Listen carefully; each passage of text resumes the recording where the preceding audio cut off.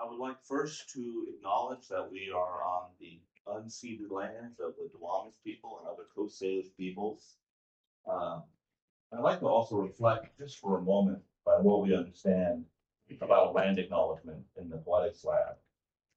If you're not very careful about this, it's like I come into your house, I steal your TV, I go home, I'm watching it, and you come home and say, wow, where's my TV? And you find out that I have it, and I go, yes, that was yours. I acknowledge was your TV. That's not very helpful at all. And land acknowledgement is a promise. It's a promise that we're going to have to begin the hard work of rethinking what it is to be here.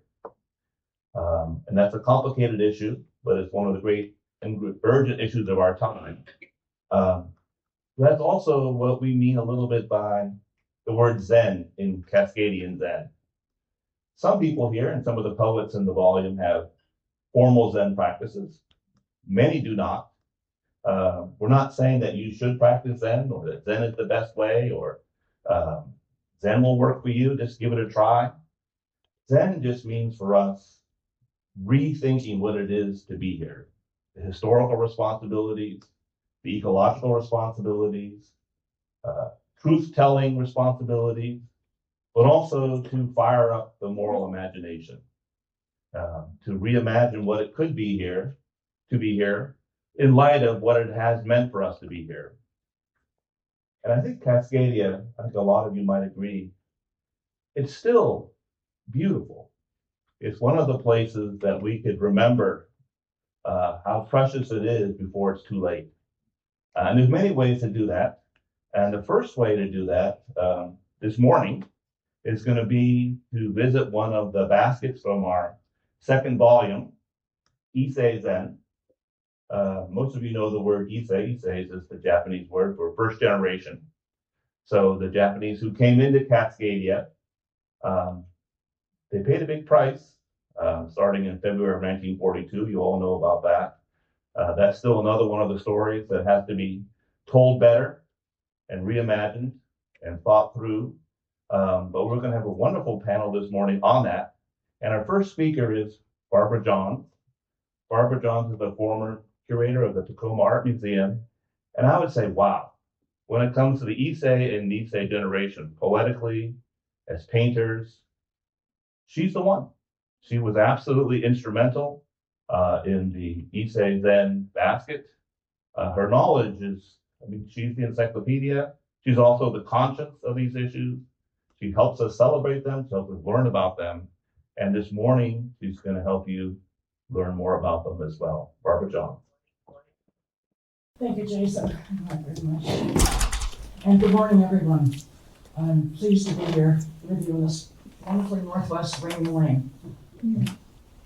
Let's see if I can balance all this. Here's newspaper. Here's the book. I'm going to read to you from this book. So.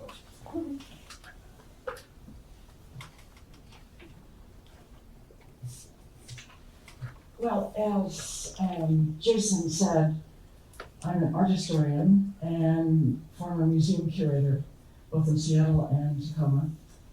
And my field is modern art, particularly American art.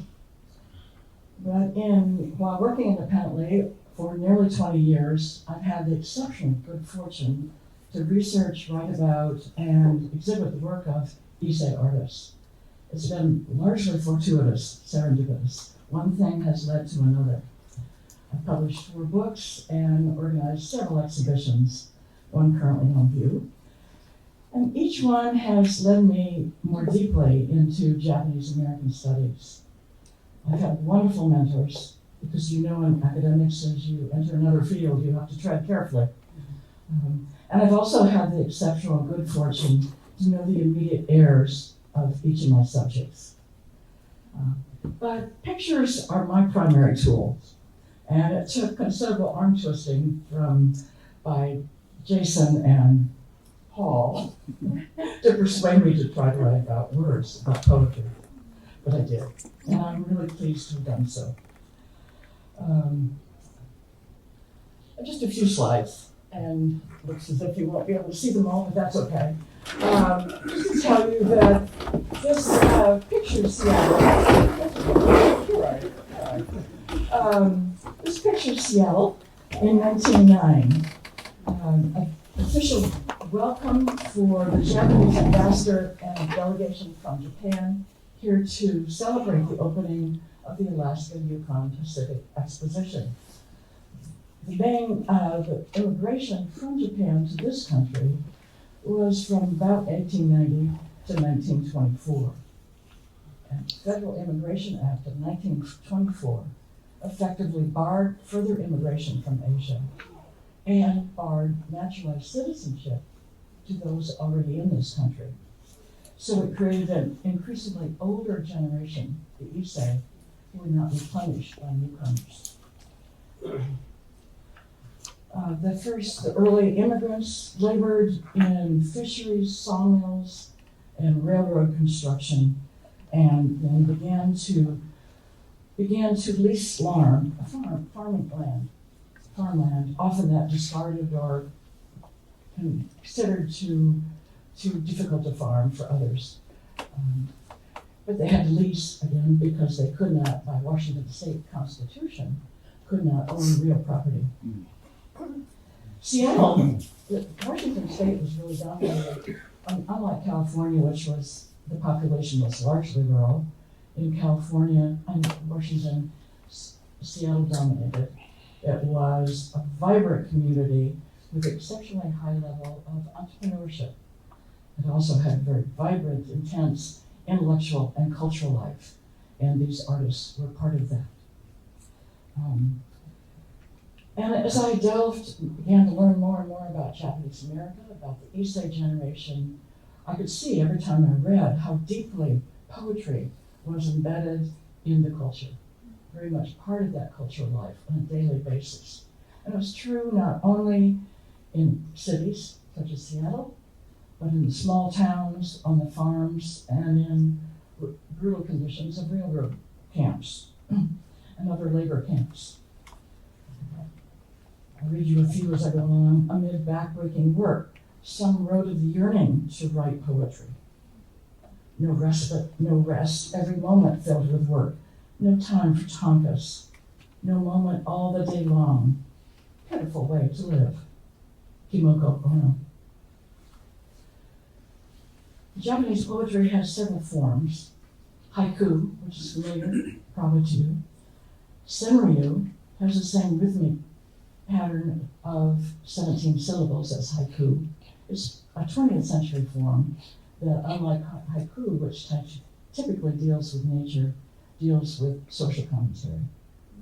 Tanka is a classical form of 21 syllables and long form poems. Issei used these Japanese forms and practices, but their poetry is very much grounded in the place, American place, and experience. I'll add one more thing about this poetry. Poetry is always challenging to translate, as many of you know better than I. But Issei poetry is particularly challenging. It's written in old style or pre-war Japanese. With the American occupation, the written language was simplified, some say to about a fifth, 20% of the old. So instead of 10,000 characters, perhaps 2,000 today.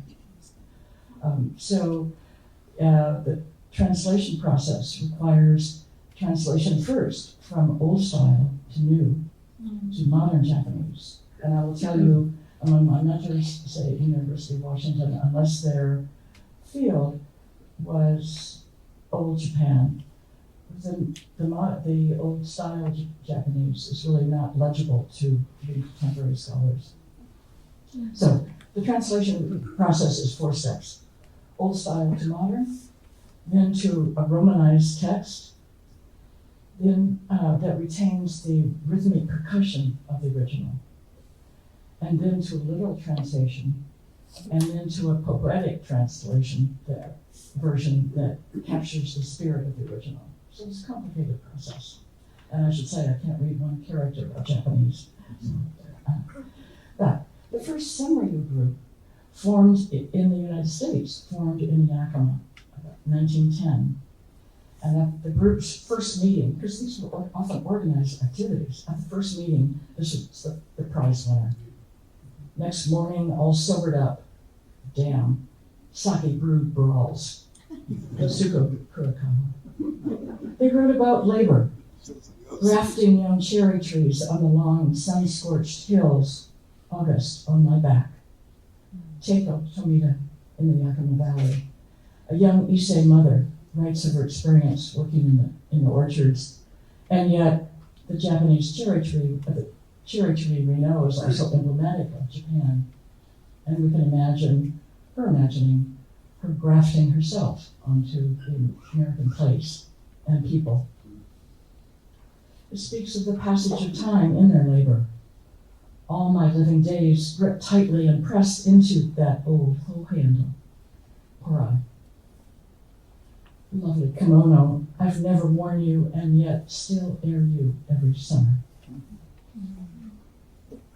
These are often very distilled and indirect, as we know of haiku often is. Dew or showering rain idle the promises of this fickle world, staccato. And this was written by a worker in a railroad camp. These were brutal conditions. And written at the time in Westminster, BC, where there was a terrible railroad accident in 1909. It was amid not dew or showers, but amid the kind of torrential rains that we're hearing about now in climate change that brought massive flooding, and a train carrying Japanese railroad workers in its last trade brought illegally into Canada from the United States. But a train, the viaduct gave way, the train crashed, 23 workers were killed, many more injured, and there was an outpouring of poetry in response. This is one. World War II, with forced removal and incarceration of some 120,000 people of Japanese descent from the west coast of the US, and from British Columbia, about 22,000 people. Many turned to poetry for the first time. Others sustained and deepened their practice. And Frank is going to address some of this material. I did not point out in that last slide. What did I do, Jason? Are you at the end? Maybe no, I'm not. Maybe I shouldn't have.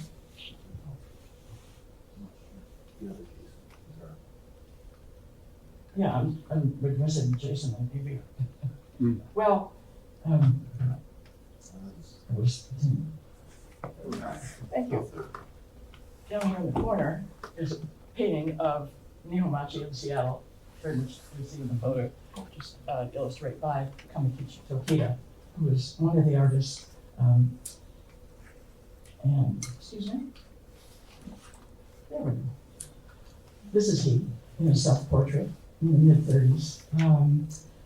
And as he was well educated in Japan, came to this country as a young man of 22. On December 7th, 1941, he began a diary. 2/3 of that diary covers the 5 months from the first, from the bombing of Pearl Harbor until the 1st of May when they were taken away. It's a very, very rare document from an Issei perspective. And in that diary, he speaks of trying poetry for the first time, and there are several poems. He wrote one long poem that I would like to read you. These are written at Minidoka, which is pictured on the screen. Orange. Don't know when an orange rolled under the bed, shriveling day by day, leaning slightly like the earth with its tilting axis, and shriveling day by day. Mountains form, valleys deepen, remembering after 4 or 5 days, take a peek. It is still there, quietly, near old shoes covered by dirt. Dirt? Dust? Oh, it's mold. Look closely, fine layer all over the surface. Another peek after several days, now pure white. On the light gray floorboard, faint, but light drops. Green dots are there. Malachite green. Remember, he's an artist. It's mold, green mold. Another peek after several days, Green mold has colored almost everywhere. And look, carefully, something moves.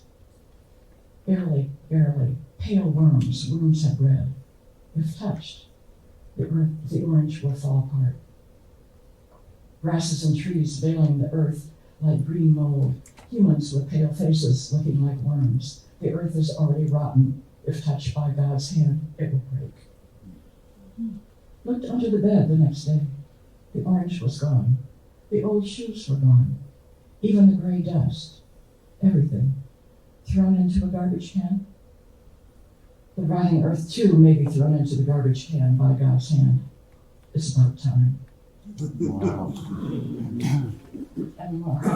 Happy note, I'll end with one more by Teiko Tomita, the young woman who grafted cherry trees. She wrote at age 86 as she looked back upon her family. The seeds I planted sprout and grew up. Even in this very old body, joy overflows. Thank you. One more slide, just to say. UW Press has offered a discount. If any of you is interested in learning more about any of these artists, I did not address related artists. But also, I'm going to tell you that I am curator of an exhibition currently at the Wayne Museum, which features the three best-known Issei artists during the 1930s at the height of their recognition, but in the neighborhood in which they lived and worked and created. Thank you again. Paul Nelson and I had the enormous privilege and happiness to have a curated tour of this exhibition at the Wing. And if you're visiting from out of town, see it this weekend if you can. It's really, really spectacular show. And a huge thanks to Barbara. Cascadia Zen is not some kind of fanatical return to nature in which we just forget about all our problems and hug trees. It's also to understand that exceeding the ecological ceiling everywhere in the world with this enormous growth machine ground up many of our sisters and brothers. That's part of the story also. And so our next speaker is Frank Abe. He's also really, what a wonderful treat to have him.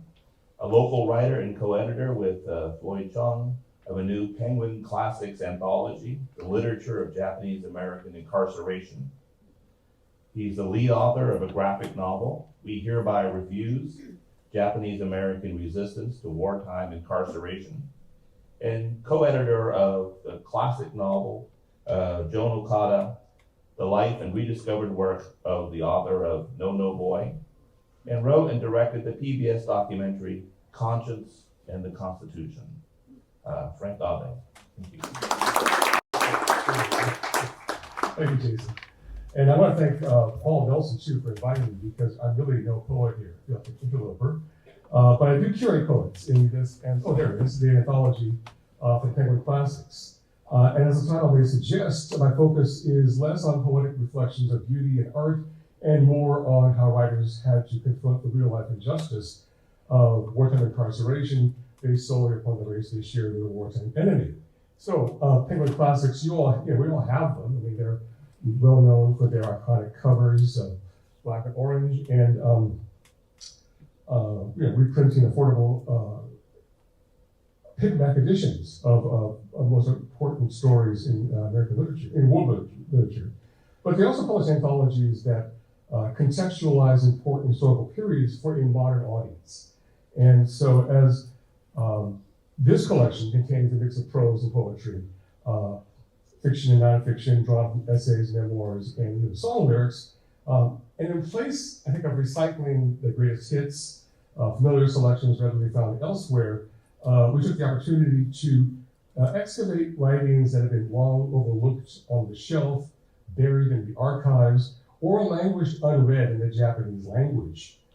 And the fact that my generation of baby boomers cannot read Japanese, I think, testifies to one of the long-term effects of the camps, and that is the loss of language and culture due to regulation, suppression, and the ongoing stigma of acknowledging any affinity to Japan. So this is a page from the earliest known Japanese American graphic narrative, The Four Immigrants manga by Henry Kiyama. Kiyama satirizes the triumph of the educated young men who feel upon their arrival in San Francisco they're bound for big things, only to find that this country values them only for their manual labor. In the first known novel about the Issei internment by a Japanese American, Upon Their Shoulders by Shelley Ota, we have an Issei immigrant to Hawaii who sees the Japanese Zeros flying over Pearl Harbor and exclaims, "Those airplanes outside aren't ours," which in one swift stroke identifies where his loyalties lie. The Army and FBI quickly arrest and interrogate 5,500 Issei on the West Coast and in Hawaii. From Hawaii, school teacher Otokichi Ozaki composes tanka, which I'm going to explain to you what they are now. Tanka to grapple with the humiliation of his arrest and removal to a Justice Department alien internment camp on the mainland. I bid farewell to the faces of my sleeping children as I am taken prisoner into the cold night rain. Sailing on the same ship, the son, a U.S. soldier, his father, a prisoner of war. And this tanka from the DOJ camp at Fort Sill, Oklahoma. A retching anguish rises as the number 111 is painted on my naked chest in red. This is the mugshot of Yasutaro Soga, arrested as a newspaper publisher in Hawaii and sent to a DOJ camp in Hawaii and then to New Mexico. Like a dog, I am commanded at a bayonet point. My heart is inflamed with burning anguish. A fellow prisoner takes his life with poison in the evening darkness. Streaks of black blood stain the camp road. The barren wasteland, raged by sandstorm, I weep for my friend who sleeps there alone eternally. Actually, it is the Japanese in Japan who were, I think, way ahead of us in recognizing the value of writings like these from the camps. This is a 13-volume set of reproductions of Issei literary magazines from camp. This set was published in Tokyo in 1997. And I was drawn to the volumes in the middle that say Tesaku, which translates as Iron Gate or even Iron Stockade. Because that was a literary magazine, Tesaku, of the Tule Lake Segregation Center, California-Oregon border, which was the site of an inmate revolt, bloody beatings, martial law, and the creation of the notorious Tule Lake Stockade, which was a prison within a prison. What we learned in our research for this book is how this magazine, Tesaku, was in fact founded as a direct literary response to the creation of the stockade by this man, Bonichi Kagawa Issei, who published one of the first books of poetry in English by an Issei while studying at Stanford.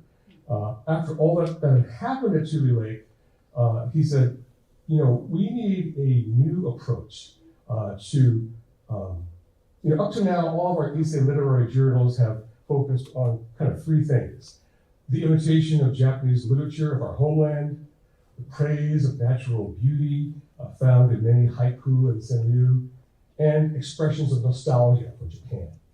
But now, here we are in a high-security prison camp. Our writing must confront the reality of our lives in a segregation center without beautiful flowers to write about. So he mentors these three Kibe Nisei, born in the U.S. but educated in Japan and then returned before the war. They serve as the editors of the magazine. On the right is Joji Nozawa, Los Angeles. He was just 25 when he wrote a remarkable short story called Father of Volunteers. So Floyd and I commissioned Professor Andrew Young of UC Berkeley to translate this and one other story for this volume. And let me read from the end of Father of Volunteers, in which Nozawa takes us behind the sad, sad faces and commonly seen images like this one of Gold Star parents who were venerated for the sacrifice of their sons in combat. So in the story, Mr. Saeki and his wife have relocated to Detroit for work as housekeepers, and they have 3 sons, right? 2 who volunteered for the Army and are killed in action. They refuse to let their 3rd son go, but he insists he too was lost. So, Mr. Sayeki gives a newspaper quote to a nosy reporter, and the next day, his white employer is excited to show him his newspaper. So, printed in the paper was an article about his 3 sons' deaths, accompanied by a 4x6 portrait of Mr. Sayeki. The article included the following quote: "When I think about how my 3 sons have died for America, I think of how content they are now in heaven. When I think this, I do not feel sadness, but rather a far greater feeling of honorable happiness." These were the words that Mr. Sayeki had said to the journalist the day before, but reading them now, he felt like he wanted to vomit. Those words just turned back upon him with expressions of his own self-loathing. Why didn't he just bash his head in against the wall? He wanted to beat himself senseless. He looked at the picture of himself in the newspaper and saw a perfect specimen of village idiot. Like tongues of flame, a violent anger flickered, caught, and burst within him. Mr. Sayeki did not care that his employer was standing next to him. He crushed the paper into a crumpled ball, slammed it into the wastepaper basket, and then stomped on the basket, smashing it with all his might. So, when Andrew sent us this translation, my first thought was, my God, here's Akibe Nisei writing with the same anger and passion as a John Okada. How much more out there is there that we don't know about yet because we don't read Japanese? Andrew's gone off to his project now to translate all 9 issues of Tesaku. When I mentioned song lyrics, we published 2 of them. Oh, that's Tesaku, yeah. We published 2 song lyrics in the volume. At the camp at Heart Mountain, Wyoming, 63 young men refused to be drafted from inside a concentration camp until the rights are first restored and their families free to go home. So the Song of Cheyenne is something that playwright Frank Chin and I found on a worn scrap of paper that one of these fellows carried in his wallet for like 35 years.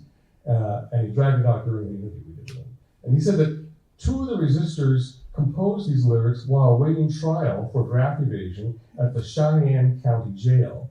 He said these were set to music, but he couldn't remember the tune. So he asked the actor Mako to recite them at a public event. And Mako took one look at these and he says, "Look at these words, Aloha, Heart Mountain. These guys are Hawaiian. These words are in the rhythm of the Hora Hora Bushi, a Hawaiian plantation work song with 100 verses." And he was right. So these guys were from Hawaii. So I want to play for you a clip, just 30 seconds, of Mako singing the Song of Cheyenne. Aloha Cheyenne, kago no naka, toto naname, sunde iru, hige wa bobo to haemashita, dare ga ichiban nagai kato. And then, in fact, this is the top floor of the Ada County Courthouse in Cheyenne, Wyoming. So, rounding out our Issei poets is Shizoe Iwatsuki of Portland, whom we excerpt at the moment after the war, when Congress finally permits the Issei to apply for naturalized U.S. citizenship. And her tanka, presumably set at a courthouse ceremony. With determination, I signed the naturalization papers. In my hand, the pen trembled slightly. A naturalized citizen now. I have the right to vote. So today I climb the steps of this building. Speaking of the right to vote, we bring the volume full circle with one more manga, final page of my own graphic novel, We Hereby Refuse. Stop Repeating History, Never Again is Now, to remind us that we as a nation still face some of these same threats today. I wrote this panel 5 years ago when we had a president who ordered travel bans from majority Muslim nations, family separations of asylum seekers at the southern border, and the imprisonment of kids in cages. And next Tuesday, as you know, we may know whether the nation will bring back that president who has run on a platform of mass deportations now, with the promise to arrest millions of undocumented immigrants and throw them into, guess what, American concentration camps. So I think you see how the work of the Issei writers in our collection confronted the world at the time that they were written and continue to resonate with the world we live in today. Thank you very much.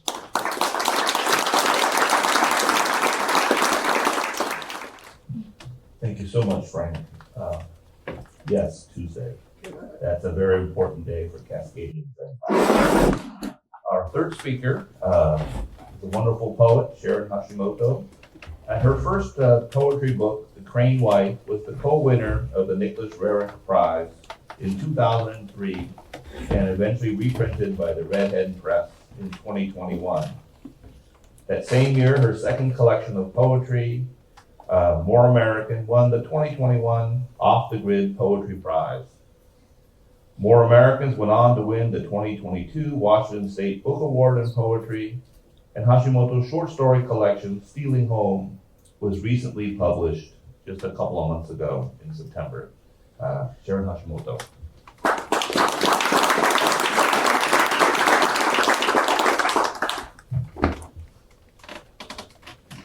Getting a little crowded up here with all these experts. Okay. I really appreciate what Barbara and Frank said, because I think all my life I've been learning about the background of who I am. So I'm going to talk about my grandmother, who was an Issei, first generation. Her name was Same Toda, and she was born in 1902. She was born on the island of Honshu in the Okayama Prefecture in the town of Kurashiki. And at the age of 16, she married my grandfather, who was 17 years older than she, and he came to the United States. At their 50th wedding anniversary celebration, my grandfather looked at my grandmother and said, "Pretty good wife." And I remember her telling me about the hard life she lived, which was full of farm work and running a hotel. She later on in retirement, I think, was doing piecework by sewing and of course raising her 4 children. And some of those you saw in Barbara's photographs as far as the farm workers and the hard work that they did. So my grandmother was an active, fully participating member of the Blaine Methodist Church. And a story she told that might explain her faith was how one day she was doing farm work as a young mother, and she was picking strawberries in Wapato, Washington.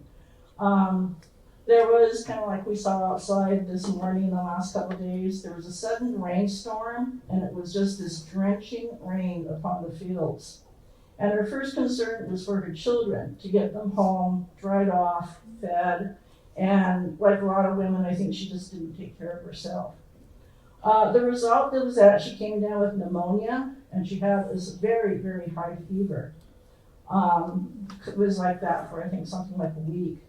And in this fevered state, she was delirious, and she had this dream. And she said that a beautiful being came to her. And when she came to him, he turned around, he put his hands on her shoulders, and then turned around again and said he had a really sad face. And he said, "I'm so very sorry." And my grandmother said, "Why?" And the angel told her, "You have to go back to your family. We simply don't have the right wings to fit you now." So she came back and she raised her family and did a lot of hard work. And she was the one who spoke more English, and she was always practicing it. And she always wanted to present herself right. And so, kind of like Frank was saying, that we don't have language. And so I was lucky in the fact that she had a pretty good command of English. And she died in 1980, and I was 27 years old at the time. So I've had a long history with her. I was able to kind of get to know her as a person. I do remember that when my younger sister had a high school research project about our family, she interviewed my grandmother about her time at Heart Mountain in Wyoming. So Grandma was there for the full time that they were there. And so my sister asked her if she could draw a diagram of the barrack room where she, my grandmother, my mother, and her younger sister lived. So there's a square, she has this pencil, and she draws a circle for the potbelly stove, the one window, and the squares for the cots that they slept on. And as she explained, she starts to cry. We've never seen my grandmother cry like this before. And she's so sniffling with tears are going down her face. And my sister, my mother, and I are just like looking at her going like, we're in total shock. We don't know why. And my mother asked my grandmother, because she'd been there at the time, but she said, I don't remember camp like that. I said, I remember it as being a lot more fun. And Grandma said, I made it fun. Says, why should you have to worry about this? You're so young. There's no need to make things worse. And so that was kind of like one of the big first stories I had about the internment. My grandmother did flower arranging. She also did a lot of charity work. One of the things I thought was funny about her, she made these little crocheted animals that she put little googly eyes on and attached to magnets that you put on your refrigerator. And she sold those to all her friends so that she could give them to the church. She also did a lot of travel in her retirement, thanks to my uncle. And one of the things that she was involved was with a Senryu poetry writing group. So when my grandmother died, I inherited her desk. I only know Japanese baby words and food words from the family. And my Japanese goes back to like the 2 years of Japanese I took in high school. But because I was seen as the writer, anything written in Japanese was given to me when she died. I kept a lot of the paperwork. Sometimes it was pencil, sometimes there were newspaper cutouts, there were a lot of recipes. And after they were translated, I learned that my grandmother made a lot of grocery lists for things that she kept forgetting.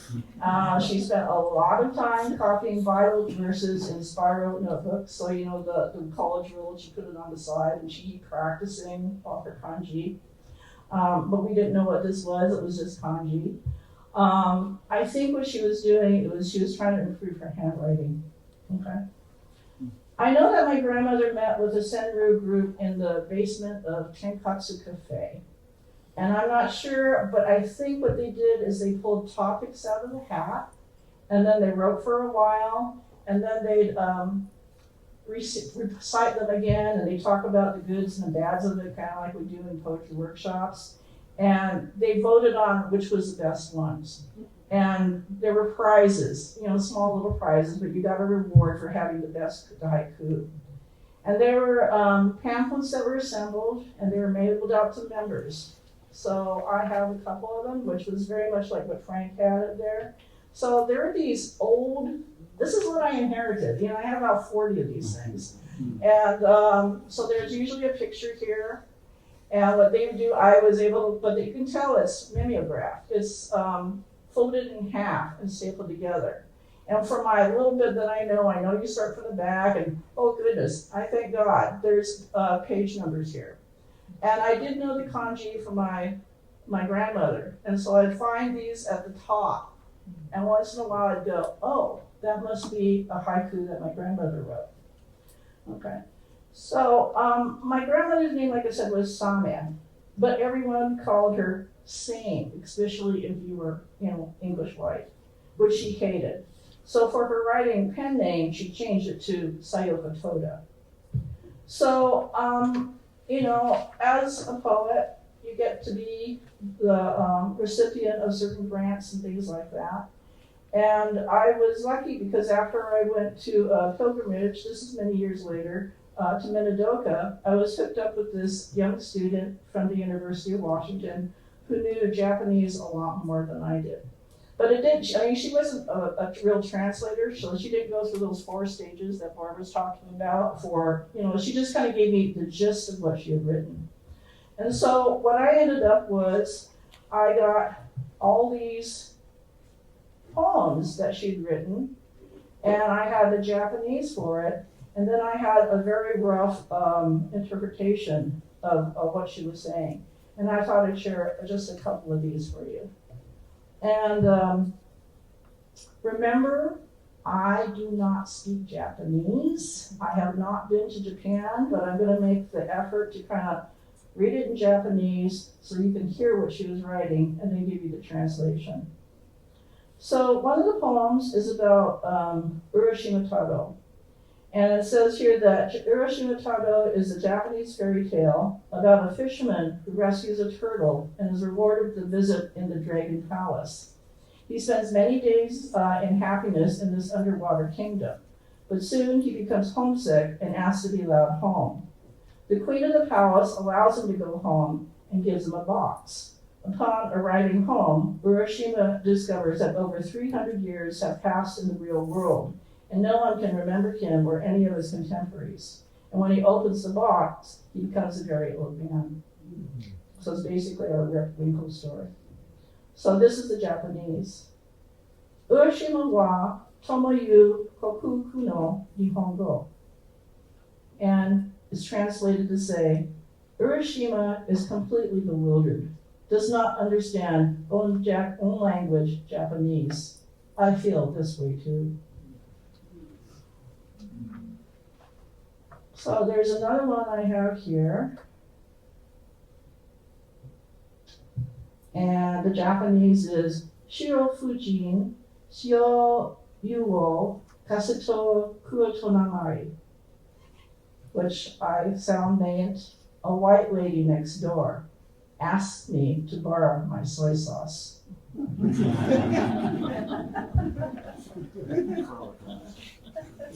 Okay, so here's another one. Ako garete oto zu kuni shita kaoganai. Visiting home country, that was my dream, but no familiar face at all.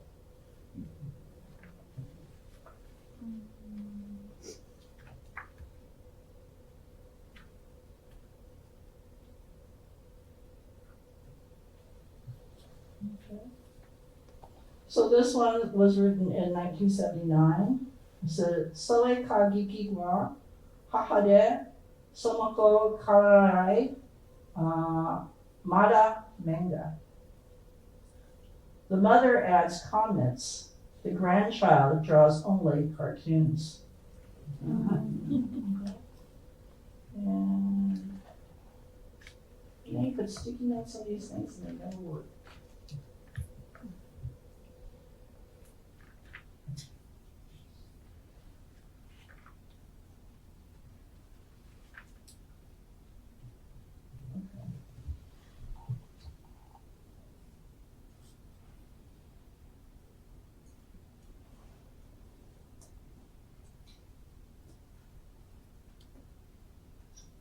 Haya oki mo tonari kinjo oni kiwato sukai. Be careful to my neighbor about being a morning person. So anyway, it was really interesting to go through all these and see how she thought about her regular day life, but also I could see things like all the trials that she'd gone through before she died. So I'm going to end with, I took all these, I looked at a lot of them. This is about 20 years ago when I had this done for me. But every time I go back, it's kind of like I find another layer of who she was as a person. Originally, when I first got the data back, I went and I was looking for images. My grandmother lived in her last years in the kind of like senior Asian American Japanese senior home called the Claudia house. And that's where my family used to visit her a lot. So I ended up with this poem, and it's in more American, and it's called 7 Haiku for My Grandmother in the Kawabe House. And this is for Sayoko Toda. Knock, knock on room door, peeking through a keyhole, I see another eye. Elder person's room, everyone fascinated with the poinsettia. Face after face stare back, I shrug. My weak hearing makes talking look odd. Lip licking around me, People gossip, tasting many distressed words. Autumn, yellow leaves, thin sun, only one sudden night of wind, all gone. Early I wake, cold, the comforter escaped, not staying on my back. Coins in our pockets, come and go, gains and losses, a parallel line. Thank you. Our panel continues now. We decided to complement the Issei Zen with stories of other migrations and other difficulties and other triumphs. And so our final two speakers, Claudia Castro and then Gabriella Gutiérrez Muhs. Claudia Castro is probably no stranger to most people in this room. She is an Academy of Americans Poet Laureate Fellow. She was Washington State Poet Laureate from 2018 to 2021 and was Seattle's inaugural Civic Poet 2015 to 2018. She is the author of the recent Zipota, Under the Moon, and also now quickly becoming a classic, The Killing Marias, both shortlisted for the Washington State Book Award in Poetry in 2023 and 2018, respectively. She is the author of One River, 1,000 Voices, that's published locally here by Chin Music Press. Beautiful looking book also. And then the chapbook, This City. Born in El Salvador, Castro Luna arrived in the United States in 1981 and now lives, writes, and teaches in Seattle on these unceded Duwamish lands. Claudia. Buenos días a todos. Good morning, everyone. Thank you so much for the invitation, Jason and Paul. What an honor to be here with all of you.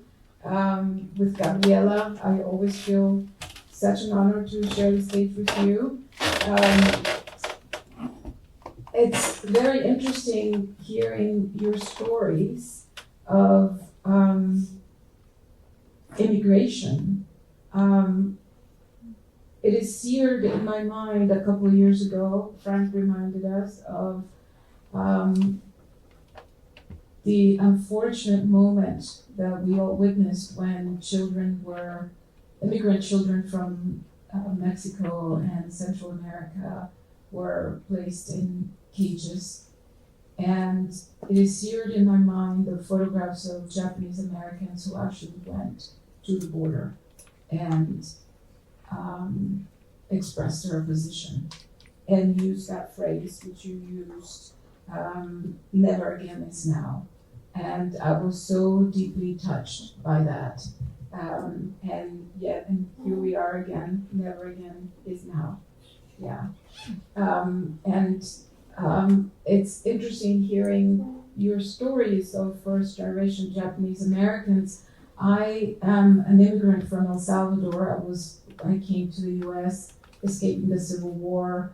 So again, the stories of war, of US imperialism, and how they show up in our personal lives and how they continue to reverberate through generations is so present and is such part of who we are as a nation.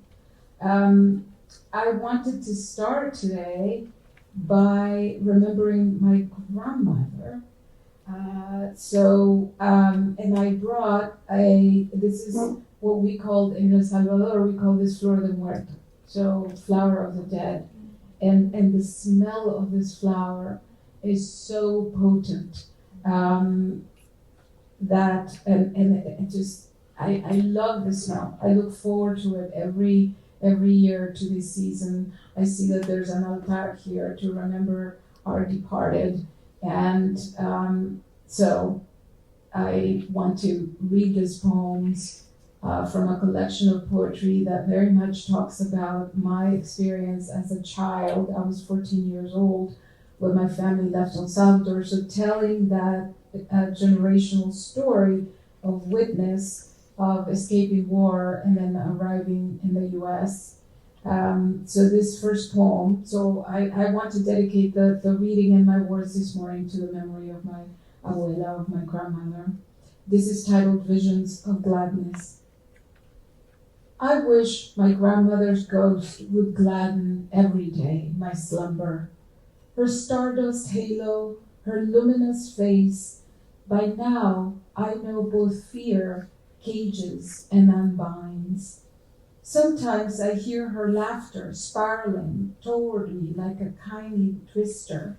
Fall in, she says. Become not the rosary, one bead in front of the other, girl, woman, wife, mother, widow. Become a pomegranate seed instead, each jewel bursting forth from her own papery case, whirling in her own blood, by her own light charged. She says this, and this is why on my altar, as she taught me, there is rue, incense, light, and water in a cup. So that's for my dear grandmother who taught me so much. So in my thinking, in preparing for this morning and thinking about what is it that I want to share about these ideas of immigration, because we're constantly migrating, whether we are coming from whether we come from another country or not, right? For instance, I migrate between English and Spanish every single day of my life. I migrate between being a daughter and being a mother every single day. I am a student and I'm also a teacher, and I move back and forth between these registers, migrating into each one. It is a very different sort of way of being, spiritually, mentally, intellectually, inhabiting one language or another. And we have seen this so well represented by you all with the images that we have seen of the Japanese writing, which is so, even for somebody like myself who has no cultural referent to Japanese, seeing those symbols just does something to your spirit. And so thinking about immigration, thinking about what it means to be an immigrant, the thought that came to me, and one of the themes that I have woven through this book, Sipot Under the Moon, is one of them is taking on this idea of men and manhood and men who migrate, and the reasons why we migrate, and the dangers of reducing our immigration stories to a single thread, to a single denominator, as we are currently seeing yet again in this election cycle with the new word that just showed up, garbage, in quotation marks. But we've had many, many words. I remember Pete Wilson trying to win the governor's office in California in the late 1980s or mid 1980s, and driving to my job and seeing all these posters of just horrendous things, because his campaign was shaped around the hatred of Latin immigrants or Latino immigrants in LA, and thinking just how much I wanted to stop my car and rip off these just terrible posters. And I didn't do it. I was a young teacher at the time. I was driving, I remember so clearly, early in the morning. There was no one around, and I didn't do it. I was too afraid. I followed the law. And I put myself back in that car again. And I tell you, I think now I would probably stop the car and go rip off this horrible posters. There's a way of, some say, of rewriting, of changing our paths, our mental paths, right? So maybe that's one path I could change. Seeing myself back as a young woman, taking down those terrible vilifying posters. Pete Wilson lost that election, and the Republican Party for a little bit changed course, but not for long. So this poem is called Dios Madre. This was written, it's a true story. It comes about from one of my probably last trips to El Salvador. I try to go once a year to visit my dad. This time, my dad lives in a very small town, 12 kilometers away from the Guatemalan border, with a looming volcano that everywhere in this town you look over and this giant volcano is looking down at you. And my family has lived on the same street for generations in this little town. And so I went to visit my dad, and I noticed there was this small photograph of a little girl, maybe 10-year-old girl with a handmade frame. And she was not a relative. It just struck me that it was in his living room. I went to my aunt's house and noticed that the same little picture was in her house. Went across the street to my uncle, my great uncle's house, and the same little picture was there in their living room. So finally I asked my dad, what is it? Who is this little girl? It turns out that this was a little girl, about 10-year-old, who had been killed in front of my father's house as she was playing on the street because she was caught in a gang skirmish. And she died on the street. And this photograph was given at her wake by her family, so that's why the whole neighborhood had it. And my dad told me the story of the father who saw from the corner store, he had a little tiendita, which is like a bodega, a little local store, and he was facing the street, watching his daughter play when this happened. And so this poem tells this story. Dios Madre. Behind the counter, tending to a customer, he could see her, skipping and laughing in the middle of the street, children playing under the midday sun. Soon she would come in for her almuerzo, then head back out to school. He bent his head to count out change. That is when it happened. That is when bullets ripped his world in defense of nothing that matters. In a split second, children, dogs, birds, the ghosts who live in trees, even the gunmen dispersed, but she did not.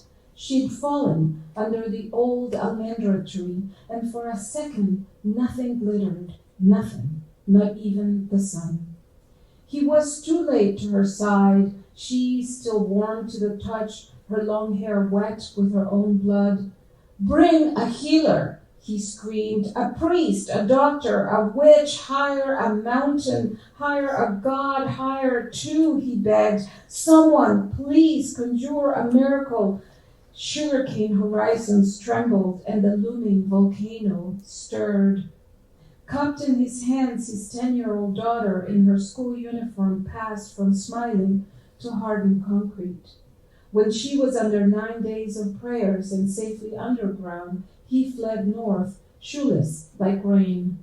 Somewhere along the road, he cut his head off to scream less. He carried cabeza and grief under his arm for miles, then joined a crowded bus, crossed a river, sat on the roof of a wagon train, crawled across a desert, his head facing upward, strapped to his back, better not to see her in every girl he came across. He now lives in a place where people see him as he is not, call him names not his own, illegal, they say, among other things. The man he was is no longer, but he is still a father, her father. Some days, in the hustle to find food and shelter, a second passes, and he doesn't think of her.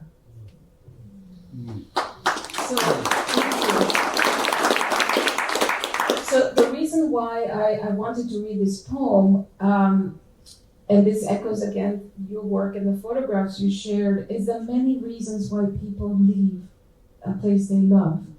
And some of us, certainly my family, left because of a war.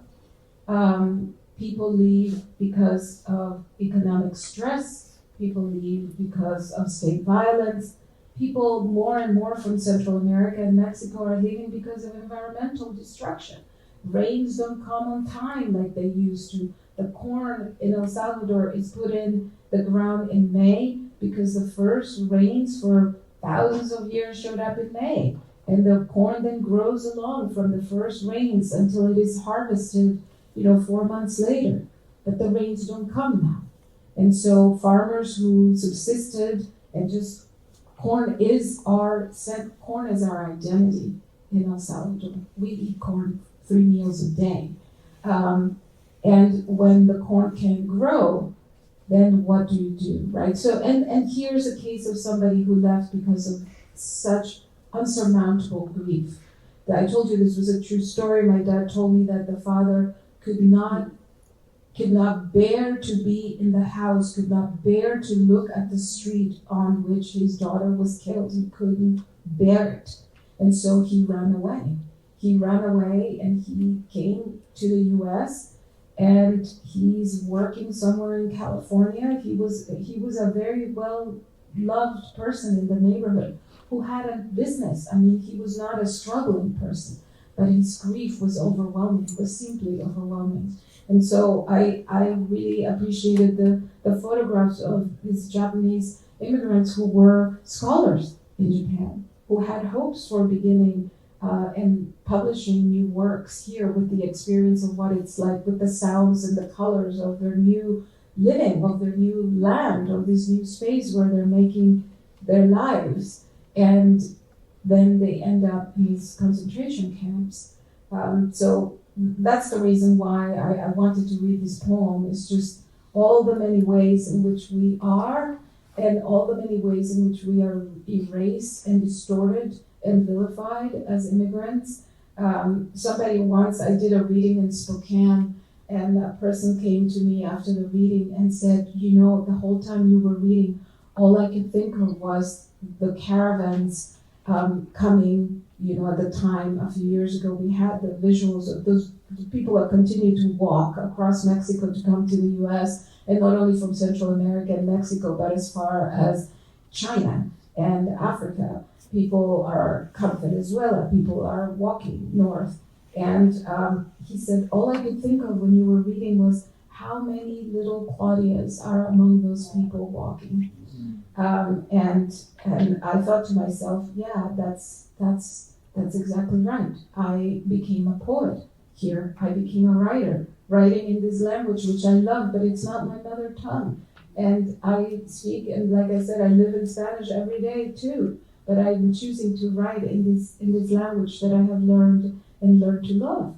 And so we don't know what people bring or who people are, and how important it is to see each other as for who we are, or try to imagine ourselves. Jason, your invitation to new imaginings at the beginning, I think that's what I wanted to leave you with right my reading today, is to imagine a new way, imagine possibilities when we see people we don't know, who don't speak the language we speak, to imagine who they may be. They may be writers, they may be doctors, they may be some scientists, and they may be somebody who loves to cook, right? Somebody who opens up a restaurant, or somebody who loves to cook and nourish their kids when they come from school so that they could go on and do the thing that they want to do.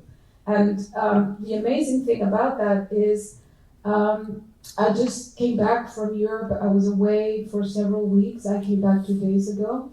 And I lived in Europe when I was a young person.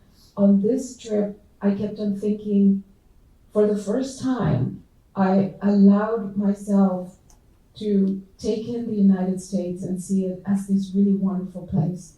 We live in a wonderful place. It is an amazing place. It's a complicated place. It could be a terrible place. It could be a mean place, but it's also a wonderful place. And I was really able to hold it in that way this time. And so I came back, and yesterday my ballot went in the box. Yeah. So I will read one more poem.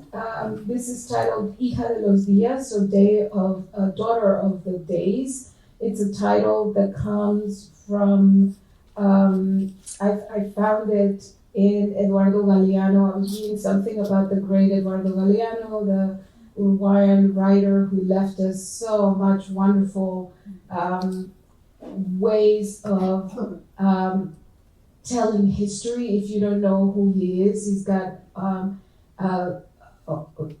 book called The Open Veins of Latin America, which is an absolute classic of a book, translated in many languages. It's an amazing book that tells the story of colonial imposition in Latin America, told in the most beautiful language. And he also has a book, it's a tripart book, in which he tells the history of the Americas, all of it, from North America all the way down to Tierra del Fuego.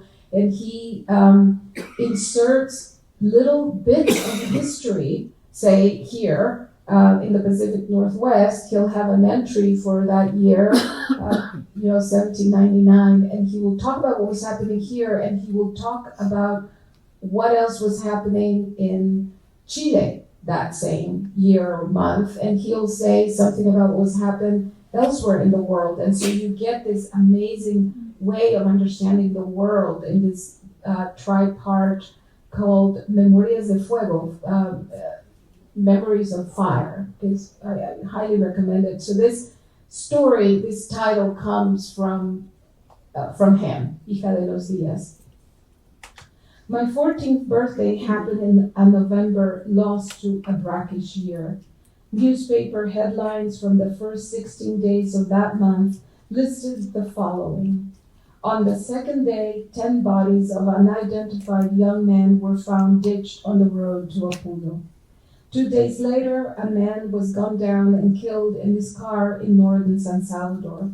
The following day, another man succumbed when his furniture store was attacked. On the 7th, in the city of Santa Ana, a 13-year-old boy and 4 adults were attacked and killed. On the 15th, a union leader died of gunshot wounds. The next day, a colonel, his wife, and his children, 11 and 15, were carbonized when incendiary bombs exploded in their house. Peck days and plucked of hope. My parents did not sing my birthday. They must have felt war's vertigo, the gathering of ashes inside people and things. These days, I pull weeds in my garden, and just as soon new ones leaf back up. Is that resilience? Happy birthday, Papa. Happy birthday, Mama. Happy birthday, happy birthday, happy birthday to you. Thank you so much. Thank you so much, Claudia. We live in times of such avalanches of hate-fueled lies. It really is powerful and an act of grace to hear truth. It really is. Our final speaker, Gabriella Gutiérrez Muhs, is, I think, known to almost everyone in this room. I always think of Gabriella as one of the best things about me teaching at Yale University is I get to be her colleague. She's an amazing force there. She's been extraordinarily prolific. I would take up all of her speaking time if I just read through all of her many, many works. I'll just bring 2 to your attention, one that we're all looking forward to, and that's her forthcoming memoir, Fresh as Lettuce, and also her most recent bilingual collection, How Many Indians Can We Be? Extraordinary works. All of her works are quite extraordinary. And Gabriella, when we were putting together panels, we're always thinking, we're either going to start with her, and everyone will ride the wave that she creates, or we're going to end with her, because you'll never forget the panel. So it works both ways. She's that kind of speaker, Gabriella. I've been in Seattle for 24 years. Came here after getting my PhD and to teach at Seattle University. And I've been looking for a home for that entire time. And last year, when I participated in the conference, this festival, I realized that this was my home. Why? Because most of the people here are true, honest, sincere, loving, and I felt so much love from each one of you, especially from Jason and Paul. Paul goes around and they are the glue, they are what keeps us together. But so is everybody else because they model for us. It's such an honor today for me to read with you, to read on this panel, to present today. I grew up with Japanese Americans in the Central Coast in California. I was affirmed by writing poetry. We were supposed to be running, but Nancy Tamimasa and I were writing poems during gym class. And that was so important to me because as a young girl, I couldn't find people that treasured poetry. And I grew up celebrating Obon and Hanamatsuri and trying to learn Japanese. I was not very successful, although now I realize I'm a professor of languages, but I was not successful because the children were there and their grandparents spoke to them in Japanese. And I was just someone trying to learn a few words. I grew up taking groceries to my friend Lori's grandmother, who had been interned and would not come out of her house and trusted no one except for her granddaughter. A lot of these stories that happen in the Central Coast of California, in Watsonville specifically, were stories that were important to our community as immigrants because we found out what could happen to us as well. I also learned silence and meditation, which I would have never learned at that time, at an early age. And I'm so grateful to be on this panel with Japanese Americans, and of course, Claudia, who is our light.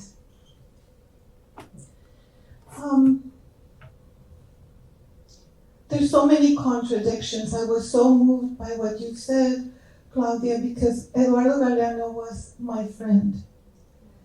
And I worked with him in Barcelona when I was studying in France. And he would have been perfect, a perfect member of Cascadia Poetics.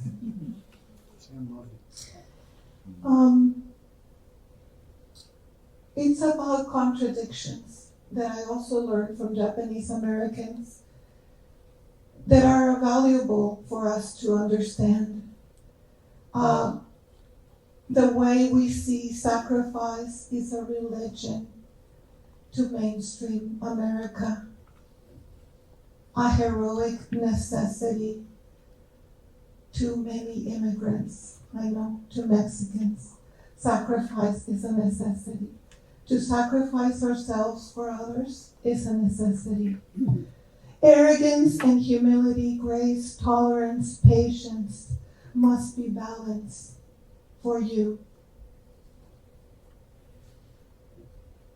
Gratitude for us. The way we see simple, una persona sencilla, is a compliment in Spanish, but could be an insult in English.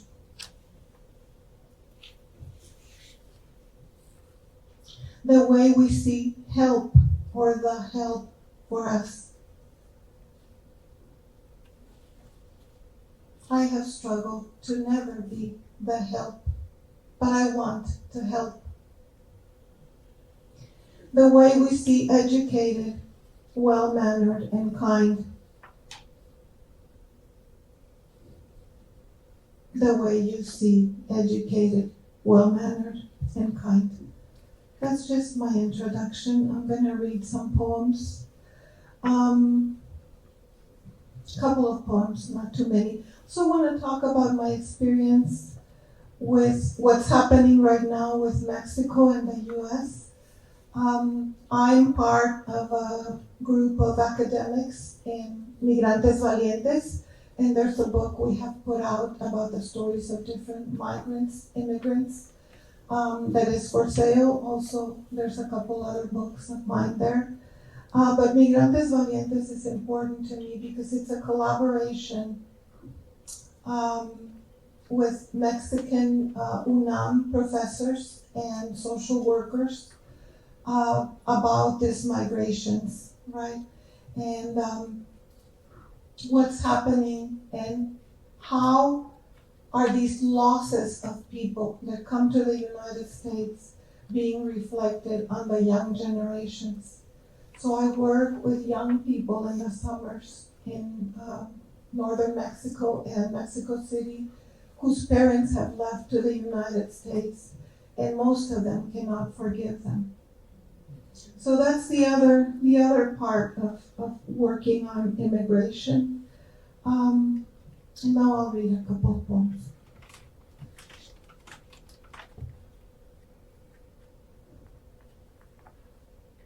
I don't know where to start, but I think I have a few minutes still. That was my introduction. I want to read from this anthology that is 700 pages long, published in Madrid, that I edited a couple of years ago, and it has 66 poets, Chicano Latino poets, and it's totally bilingual for those of you who teach in Spanish. I couldn't publish it in the United States though. Fire Eater. The children eating fire in front of a street light on Avenida Juárez in Juárez is one of the things I remember engrossed about my childhood. How I admired them, wanted to learn to swallow fire, to be independent like them, old and mature at a young age, unafraid and unscathed, with a thick skin of abject nothingness. I wanted to bring money home like them, empowered by work, so superior to me. How I loved them and their ratty clothes, their exaggerated smiles for the tourists, their ingenuity for survival, their spirits of Jesus Christ. I remember the courageous goings and comings of Mother and I. The zoo we took my grandmother, Mama Kika, to visit across the line when in her 80s she came to care for Mom and my dead baby brother. I remember the Plaza de los Lagartos downtown El Paso, where my mother took everyone to see the carnivorous alligators that made her feel alive. And all the people she took to El Paso to visit the zoo, but in reality to El Hospital San Jose, where her nun-friends, compassionate experts on poor women, would get the doctors to see, diagnose, send home with physical prescriptions they often could not buy, the women to Juárez to die or not so soon. To the one-room home in a vecindad where Mom had found them space around the corner from our house where they could come to watch TV. We were their living room, their kitchen, their patio, their entertainment, their garage. My mother's richness got them credit at the corner store where Albina gave a discount to all the poor, while her husband Felipe worked as a mechanic in a factory in Chicago, lived in a small room, slept and worked like a monk, and sent her his check every other week to upkeep the store, support the twins, feed the neighbors, and the other two crazy teenagers. Don Felipe, the serious man we barely knew, she barely knew, who only visited every 2 years, the lonely, faraway man we all loved, because he made my mother rich. Two tranvías, the buses that use electricity, no gas, my mom would say, tricking her cousin to go with her to see a doctor that could tell her about her cancer without throwing up. She instead wanted to think she was bewitched. If that were the case, at least Rosa, Pedro, Chico, Pedro Grande, and she would not have to work so hard for medicine. Bewitched, embrujada. The second one was published by Patrice Vecchione, and this collection, No Borders, Poems of the Immigrant and Refugee Experience, and it's about some of the houses that I as a migrant child lived in and what they meant. Las casas across nations. These houses raised me, teaching me to see the world through bifocals. The house in Brooklyn where we defrosted the Thanksgiving turkey for mole by throwing it up and down the stairs. In the Buena Vista migrant camp, a man fried eggs on his motor every morning. There, at 8 years old, I was the only licensed child care provider. The house on Privado de Volantín gave me a kiss when I was 12 that has lasted a lifetime. There, among the other miracles of life, I learned that Jell-O can survive outside the fridge. Near the owner's house, in the apple orchards, I learned to cover my mouth before dirt made it its property. In Ciudad Juárez, my mother made water and food out of sand with only her love and a transistor radio. In Juan N. Subirán, where our house was lower down than the rest, I learned that dignity is carried mostly by the neck. In El Rancho in Mexico, I learned to kill a pig with a knitting needle by going for his heart. And in Chicago, I learned that a pig can kill you. At Campus Road in LA, in Ray Otero's sociology class, I learned success is not about the color game, but whether or not you have a car. At 22 Sutton in Watsonville, children were having children desperate to birth the fruit of their parents' wishes. On Bronte in California, I sang to pray and sang to eat and sang to drink, a better part of myself, while Mama began to die through her breast. That moment, all its own, that container of pesticides from the broccoli, cauliflower, apples, strawberries, blackberries, and peaches eaten on the line. And then I will have a couple more cheerful and short poems. I still have time? This is called Chicana Issei Zen, and I wrote it for this occasion. For all of you. Thank you for your work.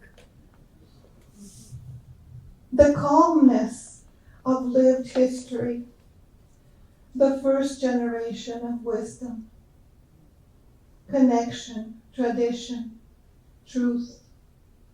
A rebozo, that's a shawl, is an umbilical cord to an entire collection of truths, cultures, languages, practices. Internal understandings of belonging, intractable and palpable words, a life. This one is called Inventions, and you have to participate, and you have to help me. So, at the end of the poem, You are gonna help me say we are, we are, we are. And you are gonna say indefatigable hoses. Don't forget.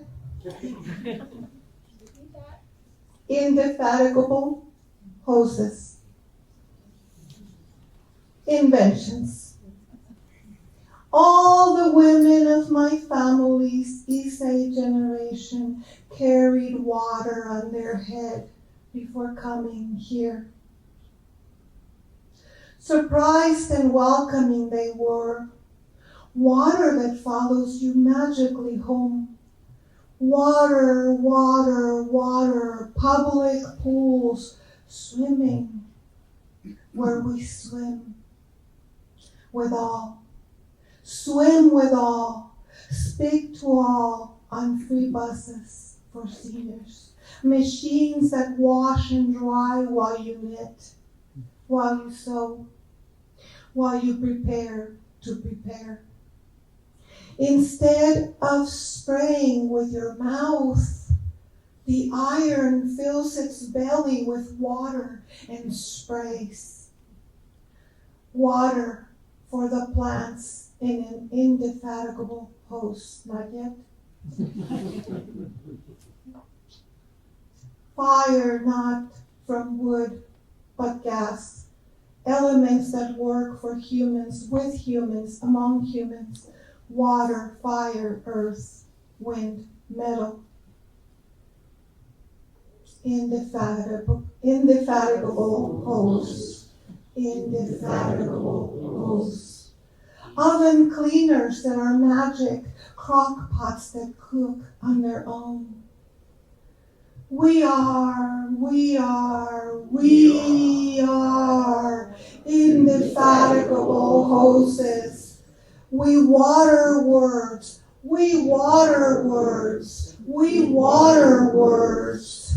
We water others with our words. We water words, we water others with our words. We water others with our words. We are water, earth, fire, and wind. My mother carried water on her head to get here. We are all magical. We water. We are magical. We are magical. We are magical. We are magical. Thank you.